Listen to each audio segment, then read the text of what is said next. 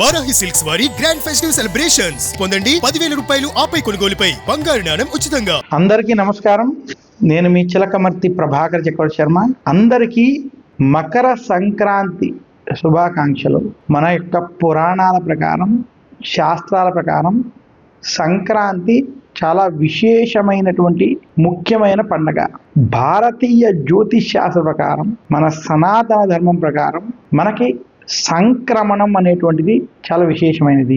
సూర్యుడు ఒక రాశిలో నెల రోజుల పాటు సంచరిస్తాడని, సూర్యుడు ఒక రాశి నుండి మరొక రాశికి మారేటువంటి కాలమును సంక్రమణముగా చెప్పడం జరిగింది. మనకి చైత్ర మాసంలో సూర్య భగవానుడు మేష రాశిలో ఉండడం, వైశాఖానికి వచ్చేటప్పటికి వృషభ రాశిలోకి రావడం, జ్యేష్ఠ మాసంలోకి వచ్చేటప్పటికి మిథునంలోకి రావడం, అలా సూర్య భగవానుడు మనకి ఉత్తరాయణ కాలం వచ్చే సమయానికి మకర రాశిలోకి ప్రవేశించేటువంటి సమయం ఏదైతే ఉన్నదో, మకర రాశిలోకి సంక్రమణం చేసేటువంటి సమయం ఏదైతే ఉన్నదో అది మకర సంక్రమణంగా మన యొక్క పెద్దలు తెలియజేశారు. ఈ జ్యోతిష్ శాస్త్ర ప్రకారం మకర సంక్రమణానికి చాలా ప్రత్యేకత, ప్రాధాన్యత ఉంది.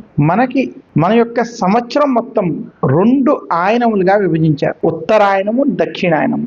సూర్యుడు మకర రాశి నుండి మిథున రాశి అంటే కర్కాటక రాశికి పూర్వం ఉన్నటువంటి మిథున రాశి వరకు ఉన్నటువంటి ఆ సమయం మకరం, కుంభం, మీనం, మేషం, వృషభం, మిథునం, ఈ 6 నెలలు ఉత్తరాయణ కాలంగా.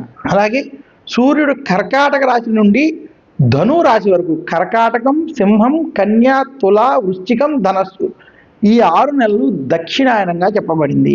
ఉత్తరాయణ పుణ్యకాలం, ముఖ్యంగా ఈ ఉత్తరాయణ కాలం దేవతలకు పగటి కాలంగా, అందుకనే శుభకార్యాలన్నీ ఆచరించుకోవడానికి ఉత్తమమైన ఆయనం మనకి ఉత్తరాయణం. అలాగే దక్షిణాయనం ఏదైతే ఉన్నదో రాక్షసులకి, అలాగే పితృదేవతలకి సంబంధించినటువంటి సమయం కాబట్టి దక్షిణాయనంలో మహాలయ అమావాస్య వంటి సమయాలు, అలాగే దక్షిణాయనంలో పూజలు, వ్రతాలు వంటివి ఆచరించుకునేటువంటి విషయాలు మన యొక్క పెద్దలు తెలియజేశారు. అందుకనే ఉత్తరాయణం అంత విశేషమైనది, శుభ ఫలితాలు ఇచ్చేటువంటిది, ఆధ్యాత్మిక సాధకులకి, ఆధ్యాత్మికంలో ఉండేటువంటి వారికి చాలా విశేషమైనది. కాబట్టే మనకి మకర సంక్రాంతి నుండి ఉత్తరాయణ కాలం ప్రారంభమవుతుంది. కాబట్టి ఈ మకర సంక్రాంతికి చాలా విశేషం ఏర్పడింది. మనకి సంక్రాంతికి ముందు వచ్చే రోజు భోగిగా, అలాగే ఏ రోజైతే సూర్యుడు మకర రాశిలోకి ప్రవేశిస్తాడో ఆ రోజు మకర సంక్రాంతిగా, తర్వాత రోజు కనుమ, ఆ తర్వాత ముక్కనుమగా, ఈ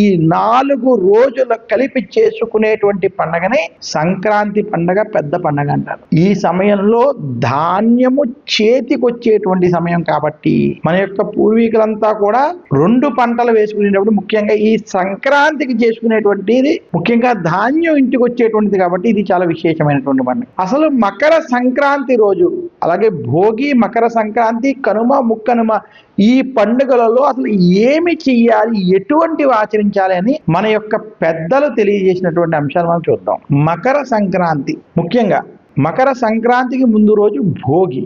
ఏ రోజైతే సూర్యుడు మకరంలోకి ప్రవేశిస్తాడో దాని ముందు రోజు భోగి రోజు. ఈ రోజు సూర్యోదయాత్ పూర్వమే లేవాలి.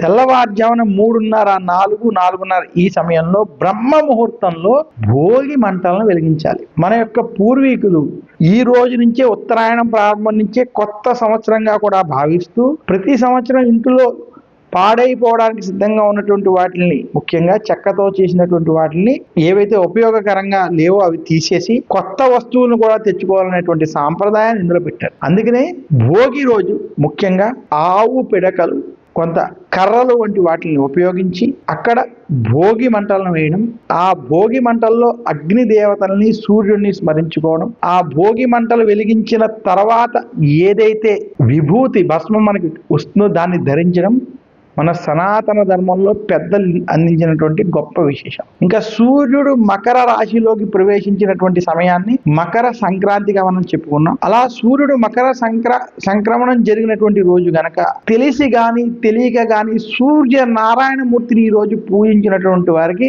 సకల శుభాలు కలుగుతాయి. ఇంటిలో ఎవరికైనా అనారోగ్యం ఉన్నా, ఆరోగ్య సమస్యలున్నా, ఆయుష్కి సంబంధించిన ఇబ్బందులున్నా అవన్నీ తొలగిపోవడానికి ఈ రోజు గనక సూర్యారాధన, సూర్యుడిని పూజించినటువంటి వారికి సకల శుభాలు కలుగుతాయి. మకర సంక్రమణం జరిగేటువంటి మకర సంక్రాంతి రోజు ఆచరించవలసిన కొన్ని ముఖ్య నియమాలు.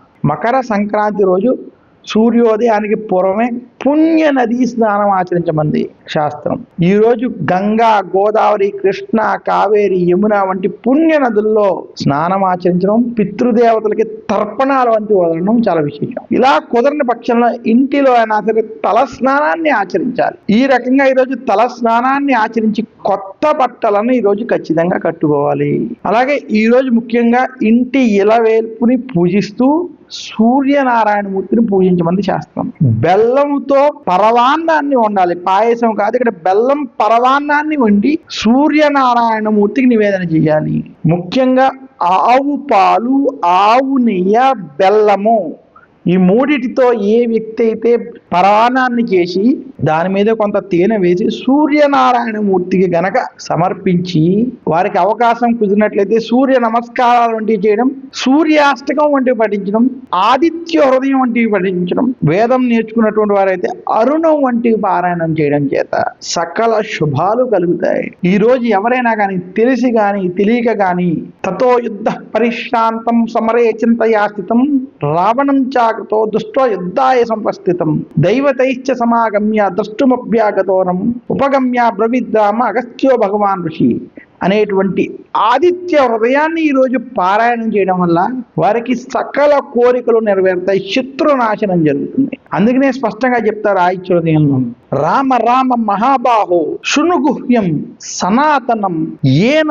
సర్వాన్నరేన్వస్స సమరే విజయిష్యసి ఆదిత్య హృదయం పుణ్యం సర్వశత్రు వినాశనం జయావహం జపే నిత్యం అక్షయం పరమం శుభం. హే రామచంద్రమూర్తి ప్రభో, సునుగుహ్యం అంటే వినవయ్య, సనాతనం ఏన సర్వాన్నరేన్ వస్త ఏ వ్యక్తి అయితే ఈ ఆదిత్య హృదయాన్ని పారాయణం చేస్తారో వారికి అక్షయం పరమం శుభం, చాలా విశేషమైనటువంటి అక్షయమైనటువంటి శుభాలు కలుగుతాయి అని స్వయంగా వశిష్ఠుడు వారు రామచంద్రమూర్తికి తెలియజేసినటువంటి ఈ ఆదిత్య హృదయాన్ని కానీ తెలిసి కానీ తెలియక కానీ మకర సంక్రాంతి రోజు చదివినా విన్నా వారికి విశేషమైనటువంటి పుణ్యఫలం లభిస్తుంది. వారి యొక్క అనారోగ్య సమస్యలు తొలగి శుభాలు కలుగుతాయి. మకర సంక్రాంతి రోజు ప్రతి ఒక్కరూ నువ్వుల నూనెతో తైలాభ్యంగన స్నానం చేయమంది శాస్త్రం, సూర్యారాధన చేయమంది శాస్త్రం. ఈరోజు సూర్య భగవానికి సంబంధించినటువంటి ఆలయ దర్శనాలు, నవగ్రహ ఆలయ దర్శనాలు, అలాగే కులదేవతకి సంబంధించినటువంటి ఆలయ దర్శనాలు వంటివి చేయడం, ఇంటిలో తులసి కోట వద్ద సూర్యనారాయణమూర్తి ఎదురుగుండా దీపారాధన వంటివి ఆవు నేతితో చేయడం లేదా నువ్వుల నూనెతో చేయడం చాలా విశేషంగా శాస్త్రాలు తెలియజేశాయి. ఇంతటి విశిష్టత ఉన్నటువంటి పండుగ కాబట్టే మకర సంక్రాంతి చాలా విశేషమైనది. భోగి, మకర సంక్రాంతి, కనుమ, ముక్కనుమ ఈ 4 కూడా మనకి సంక్రాంతికి సంబంధించినటువంటి విశేషమైన ప్రత్యేకమైన పండుగలు. సూర్యుడు ఒక రాశి నుండి మరొక రాశికి మారడం, అందులోనూ ధనువు రాశి అయినటువంటి బృహస్పతికి సంబంధించినటువంటి రాశి నుండి మకర రాశి అయినటువంటి శని సంబంధించినటువంటి రాశిలోకి ప్రవేశించడం చేత మనకి ఉత్తరాయణ పుణ్యకాలము ప్రారంభం అవడం చేత మకర సంక్రాంతి ప్రత్యేకమైంది. మహాభారతంలో భీష్ముడు ఉత్తరాయణం కోసం వేచి ఉండి మకర సంక్రాంతి అయిన తర్వాత మాఘమాస శుక్లపక్ష ఏకాదశి భీష్మ ఏకాదశికే తన యొక్క ప్రాణాలు విడిచిపెట్టినట్టు కూడా మహాభారతం స్పష్టంగా తెలియజేస్తుంది. అందుకనే మకర సంక్రాంతి ఉత్తరాయణ పుణ్యకాలం అంతటి ప్రాధాన్యత ఏర్పడ్డాయి. ఇంకా ప్రతి సంక్రమణానికి ఒక ప్రత్యేకత ఉన్నట్లే మకర సంక్రమణానికి చాలా విశేషం ఉన్నది. చాలా మంది సత్యనారాయణ స్వామి వ్రతాలు ఆచరిస్తారు. మకర సంక్రాంతి రోజు సూర్యనారాయణని పూజించడం ఎంతటి విశేషమో, ఇంటిలో శుభాలు జరగాలంటే ఇంటిలో గనక ఈ రోజు మకర సంక్రాంతి రోజు తెలిసి కానీ తెలియక కానీ సత్యనారాయణ స్వామి వ్రతాన్ని ఆచరించడం అతి ఉత్తమం అని శాస్త్రం చెప్పింది.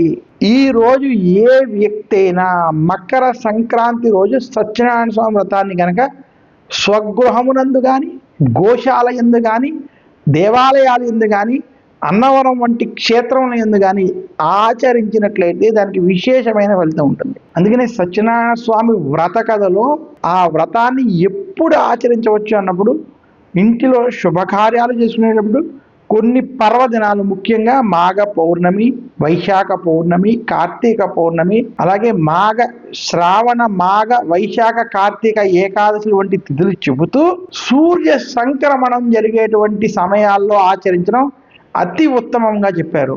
అందులోనూ సూర్యుడు మకర రాశిలోకి ప్రవేశిస్తూ ఉత్తరాయణ ప్రారంభంలో గనక సత్యనారాయణ స్వామి వ్రతాన్ని ఆచరించడం చేత విశేషమైనటువంటి ఫలితం లభిస్తుంది. మకర సంక్రాంతి రోజు, మకర సంక్రమణం ఏర్పడేటువంటి రోజు విశేషంగా ఏ వ్యక్తి అయినా సరే ఈ రోజు ప్రత్యేకించి గంగా, యమున లేదా గంగా యమున సంగమ ప్రాంతమైనటువంటి ప్రయాగ వంటి క్షేత్రాలు, గోదావరి, కృష్ణ, కావేరి వంటి నదులలో గనక స్నానం ఆచరించి సూర్య నమస్కారాలు చేసి సూర్యునికి అర్ఘ్యము వదిలి దేవతలకి, పితృదేవతలకి తర్పణాలు వదిలినటువంటి వారికి చాలా విశేషమైనటువంటి పుణ్యఫలం లభిస్తుందని శాస్త్రాలు తెలియజేశాయి.